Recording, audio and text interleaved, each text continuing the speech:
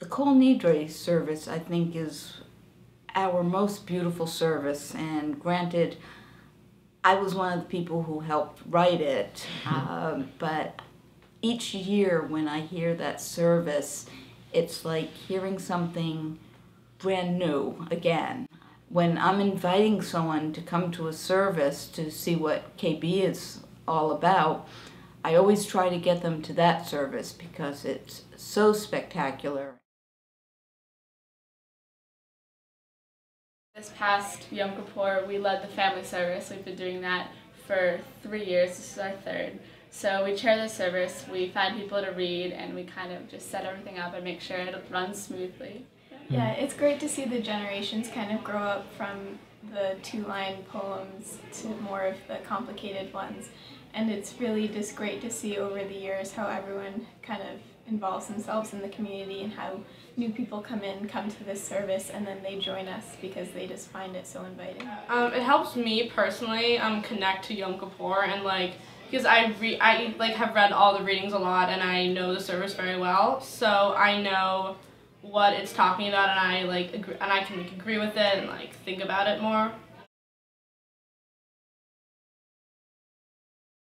Well, what I like about the Yom Kippur service is that it's all about saying you're sorry, not only to other people, but to other groups and to yourself.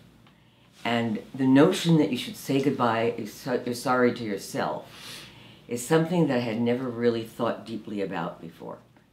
It always had seemed to me that what you were supposed to be doing was atoning for true sins, when many of us have as our greatest sin being overly ambitious or hard on ourselves. I actually think that the music associated with the High Holy Day services is the most beautiful in all of the Jewish liturgy, and possibly the most beautiful in any Western religion. The traditional liturgy says we have dealt treacherously, we have robbed, and it goes on. And most of the things in that I haven't done, and it's very hard for me to take seriously. So what we read aloud afterward are things that do make sense to me. For example, we avoid, we ignore, we are harsh. What we say seems true to me, and it enables me to celebrate the holiday the way I think it should be celebrated, and that is to be able to think seriously about my life in the past year and how I want to improve it in the next.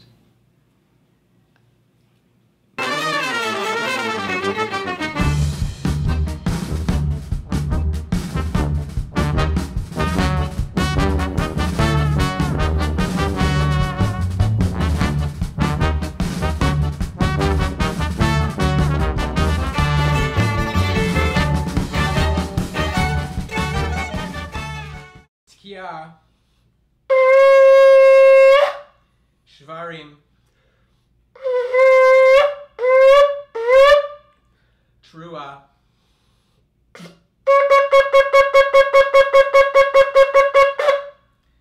Tkiya Gedola.